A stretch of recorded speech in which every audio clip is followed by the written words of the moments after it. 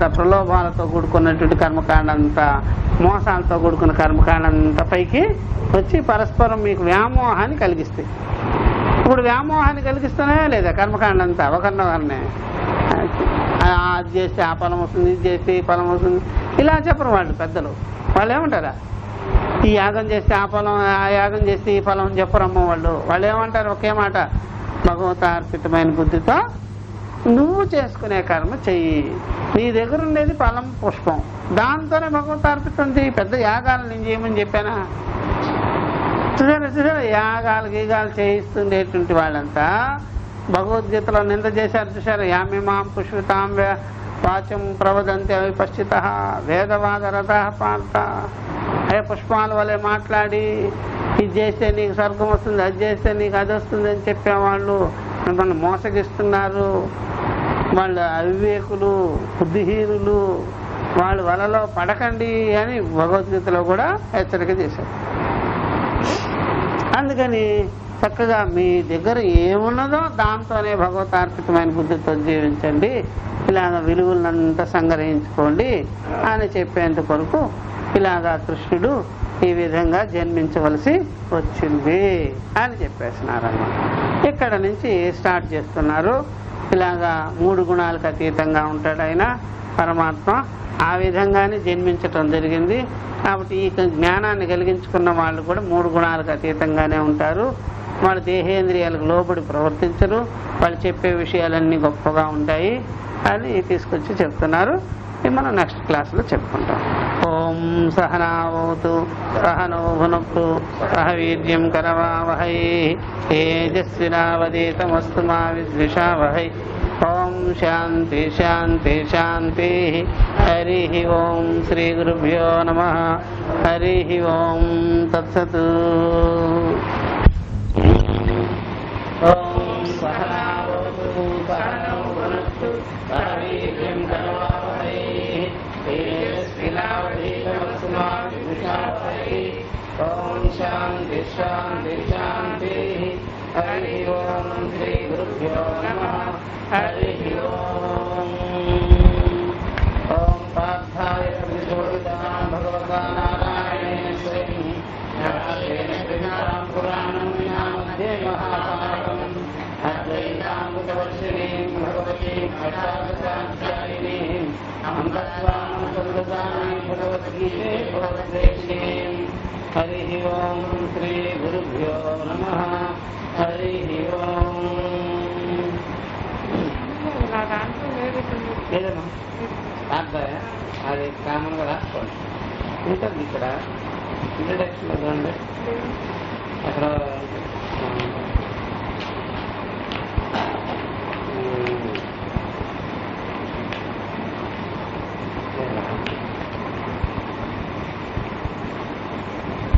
అందరు మామూలుగా వీళ్ళు యాడ్ చేస్తారు. యాడ్ చేయడం ఇది సేకరిస్తాడు. ఓం నారాయణ పరః అవ్యక్తాత అండం అవ్యక్త సంభవం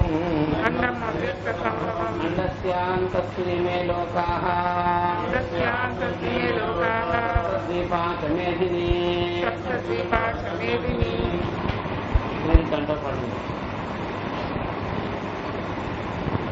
కాబట్టి ఈ ప్రకారంగా వేదోక్తమైన ద్విధ ధర్మాలు, కర్మయోగము, జ్ఞానయోగము, శ్రేయ మార్గము, ప్రేయ మార్గము, ఈ 2 కూడా అవసరమే, అత్యవసరం. జగత్తు అంటే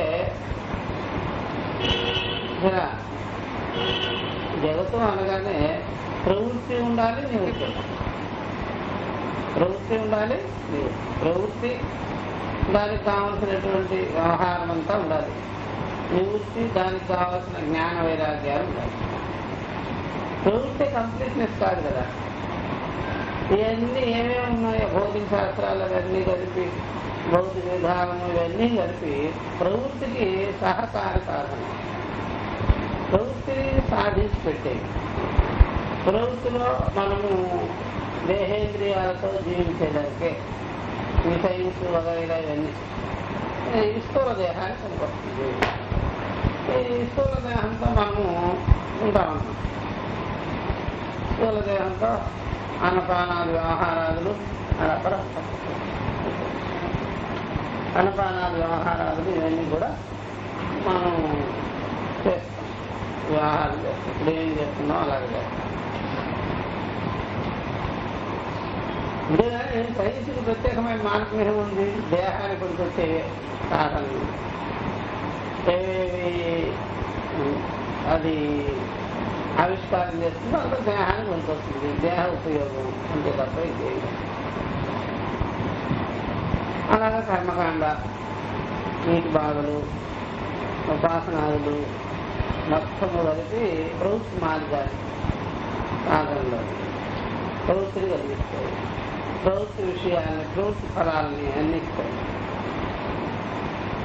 దాంతో జీవితం పరిసమాప్తి కాదు. ఎందుకని? ఏ వికారం లేకుండా ఉండదు. వికారం లేకుండా శరీరంలోకి ఆహారం పోతే మురికే కదా బయటకు వస్తుంది. వికారం అయ్యా శరీరం పుడితే అది మళ్ళా వికారం చెందే నశిస్తుంది. అది ప్రవృత్తి మార్గంలో ఉన్నవాడు సుఖ దుఃఖాలు, మోహమకారాలు, ఇవన్నీ రాగద్వేషాలు, ఇష్టానిష్టాలు అన్నీ సమస్తం అనుభవించాలి. ప్రవృత్తిలో ఉన్నాడు కదా. కాబట్టి ప్రవృత్తిలో జీవించడం గొప్ప కాదు. దాని నుండి వచ్చినటువంటి వికారాలు ఉన్నాయి, అవి దాన్ని తొలగించుకోవడం కావాలి. ఆ తొలగించుకోవాలనే ఉపాయమే జ్ఞాన వైరాగ్యం, వివేక వైరాగ్యం. ఇంకే ప్రవృత్తి మార్గంలో ఉన్నవాడు నాకేం కలగలేదని అనగా, వర్ణాల వల్ల నాకేం కలగలేదండి, శబ్దాల విషయాల వల్ల నాకేం కలగలేదండి, పంచభూతాల వల్ల నాకేం కలగలేదండి, పంచ కౌశాల వల్ల నాకేం కలగలేదండి, స్థూల సూక్ష్మ శరీరాల వల్ల నాకేం కలగలేదండి, కాల దేశ వస్తు వ్యవహారాల వల్ల నాకేం కలగలేదండి అనలేదు. దానిలో నాకు విపరీతాలు కలుగుతున్నాయండి, దుఃఖాలు కలుగుతున్నాయి, నష్టాలు కలుగుతున్నాయి, మోహముకారాలు కలుగుతున్నాయి. దానికి ఉపాయం దానిలో లేవు. ఇక వికారాలకు ఉపాయం దానిలో కలుస్తుంది. ఇక వికారాలకి దాని నుండి తప్పించుకునే ఉపాయము నివృత్తి మార్గంలో. దాన్ని పట్టుకొని ప్రవృత్తి మార్గంలో ఉంటుంది. మీకు దాని నుండి వచ్చినటువంటి రిజల్ట్ ఉంది. దుఃఖ దోషాలేగా. ఆ దుఃఖ దోషాలు నివృత్తి అక్కడ మార్గం ఏం లేదు. దుఃఖ దోషాలు కలుగుతాయి. దాని నుండి ఏం చేస్తాం? నివృత్తి మార్గాన్ని చూసుకోవాలి. అందువల్ల నివృత్తి మార్గాన్ని కూడా ప్రవేశపెట్టారు. నివృత్తి మార్గం కూడా ఉందండి. ఈ నివృత్తి మార్గాన్ని మనం అనుసరించుకోవాల్సిందే. అది ఈ రెండు సిస్టమ్స్ వచ్చాయి. జీవిత విధానము, జీవన రహస్యము, ఇవన్నీ రెండు పద్ధతులు కూడా ఉన్నాయి. ముందే మొదలు పెట్టారు. ఎవరు సృష్టికర్త? పరమాత్మ. ఆ సృష్టికర్త వేద రూపంలో ఇవన్నీ కూడా చేసి పెట్టారు. ఎందుకంటే ఎంతసేపు ప్రవృత్తి మార్గంలో ఉండి మనం ఏం చేయలేము. ముందు గోపురాలు ఏం కట్టుకున్నా, ప్రార్థనా స్థలాలు ఏం కట్టుకున్నా సరే ప్రవృత్తి మార్గం, అది ప్రవృత్తి మార్గం నుండి బయటపడే విధం మాత్రం అది కాదు. సరిపోదు. ప్రవృత్తి మార్గం నుండి బయటకు రావాలంటే నివృత్తి మార్గం ఎన్నుకోవాలి, నిష్కామత రావాలి, అకర్తృత్వం రావాలి. కామక్రోధాదుల్ని, ధర్మాధర్మాన్ని ఎదిరించేటువంటి జ్ఞానం ఉండాలి. ఆ జ్ఞానం లేకుండా ఊరికైన భజనలు, పాటలు అవన్నీ చేసుకుంటూ కూర్చుంటే అవన్నీ కాలక్షేపం. ఎవరైనా ఎప్పుడైనా సరే నూతిలోనో ఎక్కడైనా గదుల్లో ఇరుక్కుపోతే కాసేపు మనము భజన చేసుకుంటూ ఉండడం సరిపోదు కదా. గదిలో నుంచి రాలేం కదా. నూతిలో పడినాడు రాలేదు, ఏదో రావాలి, ఏదో రావాలి. అప్పుడు ఊరుకు ఆ గోరుబావలో కానీ ఆ నూతిలో కానీ అలా ఉండాలి. భజన సరిపోదు, జ్ఞానం కలిగింది. అందుకని వాళ్ళు అది కూడా ప్రవేశపెట్టి ఈ విధంగా జీవించుకోండిరా అంటే వాళ్ళు ఏం చేస్తారు, అంత చెప్పి చెప్పి పెట్టినా సరే ఈ ప్రవృత్తి మార్గంలో ఈ ప్రవృత్తి మార్గానికి సంబంధించిన సాధనలు, లేకపోతే మీకు ఈ జ్ఞాన వైరాగ్యానికి సంబంధించినటువంటి సహకారి సాధనలు అలా చేసుకుంటే కూడా బాగా నిశ్చయమై ఉండాలి. దానికి వచ్చే రాకుండా ఇవన్నీ కూడా మోక్షం కొరకు పెట్టబడింది అని కాస్త తెలుసుకొని, ఇవన్నీ అక్కడ పుట్టుకే మోక్షం కొరకు ఉంది అని కొద్దిగా తెలుసుకొని, ఈ జగత్తే మోక్ష మార్గం కొరకు ఉందని కొద్దిగా తెలుసుకొని మరలా ఈ వ్యవహారాల్లోనే ఉంటే సరిపోదు. పూర్తి ప్రయత్నం కూడా చెయ్యాలి. ఉన్నాళ్ళే దేవుడు ఉండాలి అనుకుంటే సరిపోదు, భగవంతుడు ఉన్నాళ్ళే జగత్తుకి ఆధారం ఉన్నదిలే అనుకుంటే సరిపోదు. ఉంటేనే ఏదో అటక మీద పెట్టిన వస్తువులా మళ్ళీ ఉందిలే అనుకుంటే సరిపోదు. చదివించినప్పుడు దొంగలు ఉందిలే అనుకుంటే సరిపోతుంది. ఉందిలే అనుకుంటే దాన్ని చక్కగా మనం తీసుకోవాలి, అనుభవించాలి. లేకపోతే కోరుకుంటాం. కాబట్టి దీర్ఘకాల పర్యంతము కర్మానుష్ఠానం చేసేటువంటి వాళ్ళు ఉన్నారు కదా, వాళ్ళకి కోరుకుంటారు. ఎప్పటి వరకు అయితే పరమార్థ నిశ్చయం కాలేదో అప్పటి వరకు వాళ్ళు కర్మానుష్ఠానాల్లో, సాధనంలో, ఈ రకమైనటువంటి విధి విధానాలలో ఉంటే సరిపోదు. తత్వ నిశ్చయం కావాలి. ఆ తత్వ నిశ్చయం చేసుకోలేదు అంటే మరలా కోరికల బుద్ధి, సరే నేను ఇంతకాలం చేస్తున్నాను నాకేం వచ్చింది అంటే, నాకు దేవుడు నాకేమిచ్చాడు అంటే, ఈ కర్మల వల్ల నాకేం కలిగింది అనేటువంటి బుద్ధి వచ్చేస్తుంది. వచ్చేసి విపరీతంగా చేయడం మొదలుపెట్టారు. కష్టం తట్టుకోలేడు కదా, కష్టం తట్టుకోనివాడు విపరీత బుద్ధిని కలిగించేస్తాడు. జ్ఞానం అయితే కష్టాన్ని నివృత్తి చేసేస్తాడు. ఇవన్నీ భౌతికమైనవిలే, ఇంద్రియపరమైనవి, ఈ దేహానికి సంబంధించినవి. నేను దేహానికి విలక్షణంగా ఉన్నాను జ్ఞానం తెలుసుకోవాలి. సంసారికి ఏం తెలుస్తుంది? నేను ఎంత చేసినా సరే నా కష్టాలు పోవడం లేదు, సమస్యలు కలగడం లేదు, నాకేమి లాభము అంటే కోరికలు వచ్చేసి. ఎప్పుడైతే కామోద్భవాలు కోరిక వచ్చేసింది లోపలికి, వాడి వివేక విజ్ఞానం నశించాలి. వివేక విచారించవలసినటువంటి సామర్థ్యం బుద్ధి నుండి సత్యం, ఆ ప్రకాశం తెచ్చిపోదు. ఆ ధర్మం ఉత్పత్తుంది, ధర్మం అట్టడుగులో వెళ్ళిపోతుంది, అడిగిపోతుంది. మరలా దానిపై తీసుకురావాలి, ధర్మాధర్మాలు చెప్పాలి, వివేక వైరాగ్యాన్ని కలిగించాలి. దానికోసమే మరలా పెద్దలందరూ వస్తుంటారు. శృతులన్నీ బయలుదేరుతాయి, శృతిని బోధించేవాడు బయలుదేరుతాడు. ఇలాగా అవతార పురుషులందరూ వస్తారు. ఇలా అవతార పురుషులు ఒకరు ఉండరు కదా, వాళ్ళంతా డ్యూటీ ఒకటే. వివేకాన్ని కలిగించాలి, ధర్మాధర్మాన్ని బాగా చెప్పాలి అనేటువంటిది వాళ్ళ గురు రూపంగా, శాస్త్ర రూపంగా ఇలాగా వస్తారు. పెద్దలు బయలుదేరుతారు. ఇంత విశాలమైన క్షేత్రం ఉంది కాబట్టి విశాలంగానే వాళ్ళు కూడా వచ్చేస్తారు. ఎక్కడెక్కడ వాళ్ళు అనుసరిస్తారో, ఎక్కడెక్కడ వాళ్ళ గురించి ఉంటారో ఇల్లు గోపురాలు ఏం చేస్తాయి? వాళ్ళే మనసు ఏకాగ్రతకి, ఇంద్రియాల ఏకాగ్రతకి, క్రమశిక్షణకి అవన్నీ వాళ్ళే పెడతారు. ఎందుకని జడమైన మనస్తత్వాలు ఉన్న వాళ్ళకి ఒక రకమైన బేజ్ భావాన్ని వేయాలి కాబట్టి అలాంటివన్నీ క్షేత్రానికి ఇతరాలన్నీ కూడా దానిలో తయారు చేసి పెడతారు. మన బుద్ధుడికి ఏం చేస్తారు? కొంత వైదికంగా ఉండాలి కాబట్టి అలా చేసి పెడతారు. ఈ ఆరాధన స్థలాలని అవన్నీ ఇవన్నీ పెడతారు. ఏం చెప్తారు? అదే కానీ విచారం చేసుకునే వాళ్ళైతే, వివేకం కలిగించుకునే వాళ్ళైతే విద్యారూపంగా అందిస్తారు. విద్యారూపంగాను అనుష్ఠాన రూపంగాను రెండు రకాలు అందిస్తుంటారు. ఎక్కువగా విద్యా విధానానికి వచ్చేవాళ్ళు పద్యఫలాన్ని ఇస్తుంది కదా, రాదు. చూసారా, కర్మ విధానమే వాళ్ళకి ఉంటుంది. ఎందుకంటే బుద్ధి సహకరిస్తుంది కదా వాళ్ళకి, వెంటనే బుద్ధి సహకరిస్తుంది. అందుకని ఇవే ఎక్కువగా కనిపిస్తుంది. ముముక్షత్వం కలిగించుకునేవాడు చాలా అరుదుగా ఉంటాడు. మిగిలిన వాళ్ళందరూ ఇలాగే ఎక్కువ ప్రవృత్తి మార్గంలో ఉంటారు కాబట్టి వాళ్ళకి అది చెప్పాలి. మళ్ళీ దానిలో పొరపాటు చేస్తుంటే మళ్ళీ వచ్చి చెప్పాలి. వాళ్ళు జరుగుతుంటాయి కొంత. అంతకాలం జగత్తు ఈ ప్రకారంగా రన్నింగ్లో ఉంటే దోషాలు గుర్తొస్తూ ఉంటాయి. దోషాలు ఆగిపో 10 రోజులు నియమ నిబంధనలో ఉంటారు. మళ్ళీ దాని మీద ఆ నియమ నిబంధనల మీద ఏమొచ్చేస్తుంది, లేజినెస్, సోమర్థనం వస్తుంది. మళ్ళీ వదిలేస్తారు, మళ్ళీ నియమ నిబంధనలు మళ్ళీ మొదలు పెడతారు. మళ్ళీ వస్తుంటాయి, పోతుంటాయి. ఏదైనా అంటే జగత్తు అలాగే చేయలేరన్నమాట ఎవరు. ఎప్పుడు వరకు ఇది జ్ఞానం కలిగేంత వరకు తప్పదు.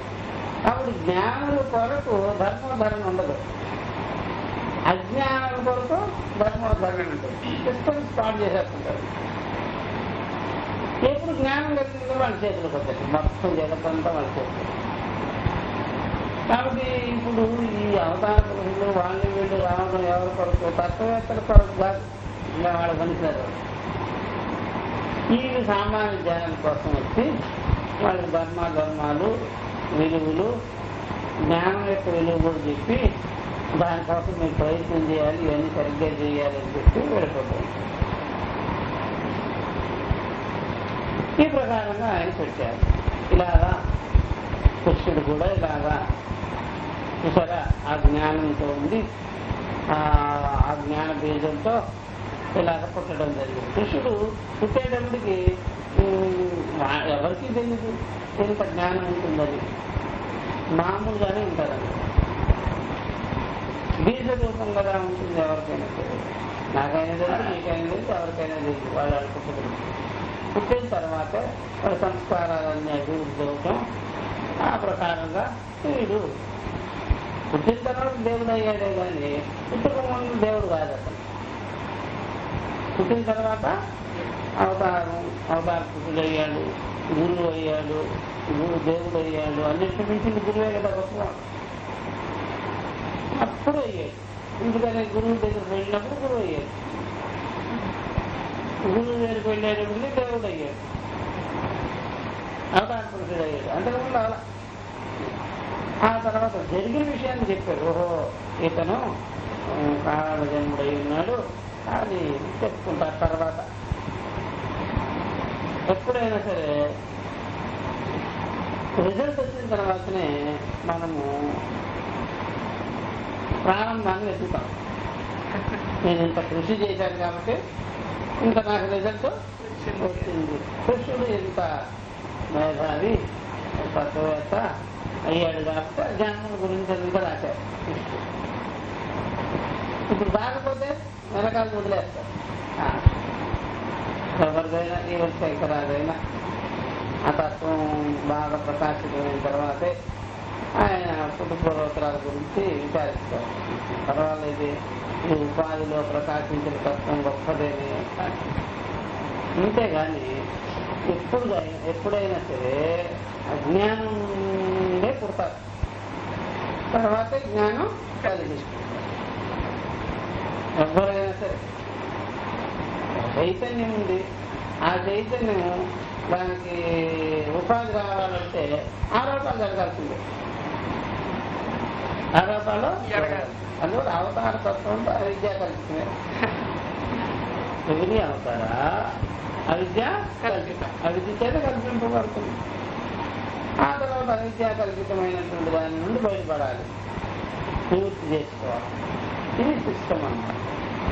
కాబట్టి ప్రతి అవతారం రాముడు పుట్టినా, కృష్ణుడు పుట్టినా, ఋషులు పుట్టినా, బ్రహ్మాదులు పుట్టినా, ఎవరు పుట్టినా సరే అవిద్య చేత కల్పింపబడతారు, అవిద్య నుండే పుడతారు. సరే అవిద్యకు ముందు ఎవరో తత్వమే ఉంది, పరమాత్మే. ఆ పరమాత్మకు నామరూపాలు రావాలంటే మనం తొడుక్కోవాలి. తొడిగితే అవిద్య వ్యవహారాలు అంటుతాయి. అంటిన తర్వాత మళ్ళా దాని నుండి బయటపడాలంటే మళ్ళీ వివేకం కలిగింది. గురువు దగ్గరికి వెళ్ళాల్సింది,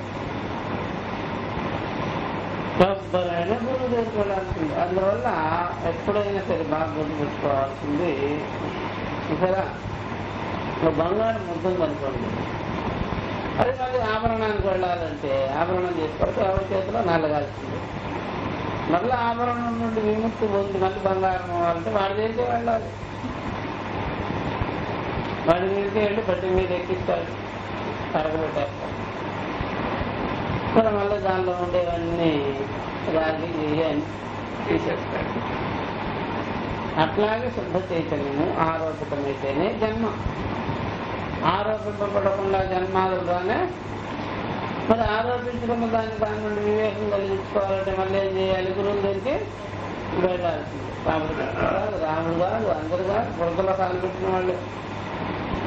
ఎవరైనా బురదలో కాలు పెడితేనే పడుకోవాలి అనిపిస్తుంది, లేకపోతే కాబట్టి అవతారము అంటే అవిద్యతో పుట్టిన వారే, అవిద్యతో అలా. కాబట్టి బ్రాహ్మణత్వసి రక్షణేన రక్షిత స్యాద్వైదికో ధర్మ తదధీనత్వ వర్ణాశ్రమ భేదానా, ఇది అండర్లైన్ చేసుకోవాలి. కాబట్టి ఈ ప్రకారంగా ఈ బ్రహ్మవేత్తలైన వాళ్ళు మేధావులు జ్ఞానులు ఉన్నారే, బ్రాహ్మణం అంటే బ్రహ్మజ్ఞానముతో ఉన్నవారు, బ్రహ్మవేత్తలు, మేధావులు, విద్యావేత్తలు, వాళ్ళని రక్షించుకోవాలి, ఆచార్యుని రక్షించుకోవాలి, గురువుని రక్షించుకోవాలి, ఆ విద్యను రక్షించుకోవాలి. ఆ రక్షించుకోకపోతే ఎప్పుడైనా సరే వాళ్ళ దగ్గర వాళ్ళ అధీనంలో ఉంటుంది. కాబట్టి వైదిక ధర్మము, వైదిక వేదోక్తమైన ధర్మము వాళ్ళ అధీనత్వంతో వాళ్ళని రక్షించుకోవాలి. విద్యావేత్తలను కానీ వదిలేస్తున్నాం అనుకోండి, ఇక మొత్తము ఏమైపోతుంది. అందువల్ల బ్రహ్మము ఎరిగిన వారు, బ్రహ్మజ్ఞానం కలిగించుకున్నవారు, బ్రహ్మనిష్ఠులైన వారు, వాళ్ళని కానీ మనం చూసుకోలేదనుకోండి, వాళ్ళని మనం పోషించుకోలేదనుకోండి, సమాజం దాన్ని అంగీకరించలేదనుకోండి, చెప్పువారు లేకుండా పోతారు, బోధించేవారు లేకుండా పోతారు. ఇది వాళ్ళకి భోజనాలు పెట్టాలని కాదు, వాళ్ళు చేసి కూర్చొని వినాలి, తెలుసుకోవాలి. మాకు వద్దులేంటి విషయం అంటే మొత్తానికి ఏమైపోతాయి. ఈ సమాజానికి జ్ఞానభేదం పడనే పడదు. ఈ సమాజానికి ఏ భేదం పడదో జ్ఞానభేదం బుద్ధిలో పాడదు. ఎవరికి పడకుండా ఏమైపోతుంది, హెడ్ దొండకుండా కానీ పెట్టేసామనుకోవడం కాలం ఏమైపోతుంది, ఏదో పాడుపడిపోవాలి, ఇంక పరిసరాదు, అలా అయిపోతుంది సమాజం. అందువల్ల జ్ఞానాన్ని ఎప్పుడైనా సరే అంగీకరించాలి, జ్ఞానాన్ని ఎప్పుడైనా సరే దాన్ని మనం ఆదరించాలి, తెలుసుకోవాలి. అది వదిలిపెట్టామో ఇక వీలు పడిపోవాలన్నట్టు ఇంక పరిసరాలు పోతారు సమాజంలో ఉండే జనాలందరూ. ఎందుకంటే వాళ్ళు అన్ని క్రమం అంతా వాళ్ళే చెప్తారండి. వర్ణాశ్రమ భేదాన అంటది అధీనంతో. వర్ణాశ్రమ భేదాలు ఉన్నాయి, వాళ్ళ అధీనంలోనే ఉంది. అంటే గుణాన్ని బట్టి కర్మ, గుణకర్మల విభాగం ఉంది. ఈ గుణానికి తగినట్టుగా ఈ వర్గం ఉంటుంది, ఈ వర్గంలో ఈ గుణం ఉంటుంది, వాళ్ళు ఈ రకమైన యాక్షన్స్ అన్ని చేస్తుంటారు అని గుణాన్ని బట్టి కనిపెడతారు. గుణాన్ని బట్టి కనిపెడతారు. ఆ గుణ తారతమ్య భేదాలు మీరు గుర్తించలేదనుకోండి, విద్యా విషయం కూడా గుర్తించాలి. విద్యా విషయం కూడా మనం చూస్తాం కదా, ఎప్పుడైనా బుద్ధి బలాన్ని బట్టే కదా వాళ్ళకి అందిస్తుంటాం విషయం, అట్లా అందించాలి. రోగాన్ని బట్టి కదా మందు. కాబట్టి బుద్ధిలో ఈ రకమైనటువంటి ఈ స్వభావం ఉంది వీడికి అంటే వాళ్ళకి ఆ జ్ఞానం కావాలి అని అందిస్తారు, వాళ్ళకి అది చూపిస్తారు దాన్ని. ఆ వర్ణాశ్రమాల గురించి విభాగం చేసి గుర్తించేటువంటి చూసారా ఆ నైపుణ్యం వారి దగ్గర ఉంది. ఈ సమాజానికి లేదు, వాళ్ళు గుర్తించలేదు వాళ్ళు. అందుకని గుణగ్రాహ్యత వాడికి ఉండదు సమాజానికి. రూపనామాలు చూసుకుంటుంటారు, గుణాన్ని బట్టి ఆహారం, గుణాన్ని బట్టి ఆహారం చేయాలని మోసపోతాం, చేయకపోతాం. వాళ్ళు ఆ ప్రకారంగా గుర్తించుకొని వీడికి ఈ కర్మ బెటరు, వీటికి ఉపాసన బెటరు, వీటికి జ్ఞానం బెటరు, వీటి ఇలా జీవించుకుంటే బెటరు అని విభాగం చేసి చెప్పేస్తారు సమాజం. లేకపోతే అందరికి కలిపి ఒకటే, అందరికి కలిపి ఒకటే అనుకోండి. ఒక చర్చి కట్టేసి అందరికీ అన్నారనుకోండి, ఒక మసీదు కట్టి అందరికీ అన్నారనుకోండి, హర్మారైపోతాయి, బుద్ధులన్నీ ఏమైపోతాయి, ముద్దుబారిపోయి ఉంటాయి. అందుకనే వేదంలో చెప్పబడిన సిస్టమ్స్ అన్ని గుణాలను బట్టి గ్రహింపజేయి, పాత్రను బట్టి గ్రహింపజేయండి. ఆ సమాజంలో ఉండే జనాలు కూడా ఆ రకంగా మీరు ఉంచండి. ఎవరిని ఏ గుణాన్ని బట్టి ఎలా ఉంటారో అలా ఉంచండి, తారుమారు చేసేయద్దు. అది ఆ రకమైనటువంటి పద్ధతులని వాళ్ళకి తెలుసు, వాళ్ళు ఆ ప్రకారంగా చెప్తారు. లేకపోతే అందరినీ కలిపి ఒక చోట పెట్టేసినారు అనుకోండి, ఏమైపోతుంది, మొత్తం చేయలేదు. అలా తెలుసు అన్నమాట వాళ్ళకి. అందుకని వాళ్ళకి కర్మజ్ఞానమును తెలుసు, కాబట్టి గుణకర్మ విభాగాలు కూడా తెలుసు. ఈ గుణకర్మ విభాగాల వల్ల వర్ణము అంటే గుణము, ఆశ్రమం అంటే వర్గము, ఆ గ్రూపు, ఆ ఆశ్రమాలలో ఉంటారు వాళ్ళు, దాన్ని ఆశ్రయించుకొని వాళ్ళు చేసుకుంటూ ఉంటారు. కాబట్టి ఆ ప్రకారంగా ఎవరికి ఏ బుద్ధి ఉందో ఆ బుద్ధిని బట్టి కర్మని అప్లై చేస్తే మంచిది, వాళ్ళు ఆ ప్రకారంగా బాగుపడతారు అని వాళ్ళు చేస్తారు, వాళ్ళు ఇచ్చిపెట్టింటారు. ఎవరైనా అనుకోవచ్చు, ఎప్పుడైనా సరే మరి ఆ గుణం కలిగిన వాళ్ళు వాళ్ళే వెళ్ళిపోతారు కదండి, ఆ గుణాన్ని బట్టి వాళ్ళు వాళ్ళే వెళ్ళిపోతారు కదా అని అనుకోకూడదు. అందుకేదా అది బాగుంటుంది, అలా వెళ్ళిపోతుంది. నీళ్ళు ఉందనుకోండి, పల్లానికి చేరిపోతుంది. పల్లానికి ఎక్కడ దిగువ బాగా ఉంటుందో ఆ డౌన్లో వెళ్ళిపోద్ది బాగా. కానీ ఈ గుణం అలా వెళ్ళిపోతారు కదంటే వెళ్ళాలి. ఎందుకంటే గుణాల విషయము పెద్ద కన్ఫ్యూషన్. ఎందుకని లోపలిది కదా, ఇది పైది కాదు, సూక్ష్మంగా ఉంటుంది, బుద్ధిలో ఉంటుంది. కాబట్టి ఒకరితో సాంగత్యం చేయాలంటే ఎంత కష్టమో తెలుసు. 4 రూపాయలు చూసి పైకి మాత్రం భక్తుల్లాగా కనిపిస్తుంటారు, లోపల మాత్రం గుణాలు భయంకరంగా ఉంటాయి. మరి ఎలా చేస్తారు సార్? అందువల్ల గుణాలను పరిశీలన చేసి గుణ తారతమ్య భేదాలు బాగా తెలుసుకోవాలి. ఆ జ్ఞానం ఉంటే వాళ్ళతో మనము బ్యాలెన్స్గా మనం కూడా నటిస్తాం. అందులో మన గుణాలు మనం చిక్కాలి, మన గుణ స్వభావం మనకు తెలియాలి, ఆ గుణాన్ని ఏ విధంగా బ్యాలెన్స్గా పెట్టుకోవాలో మనకు తెలియాలి. అప్పుడు మనం ఎక్కడైనా ఆ గుణంతో మనం సేఫ్టీగా ఉంటాం. అర్థమైందా? అంటే బాగా ఒక కోపిష్టివాడితో అంటే ఒక రజోగుణితో ఒక సత్వగుణము మెయింటైన్ చేయాలి.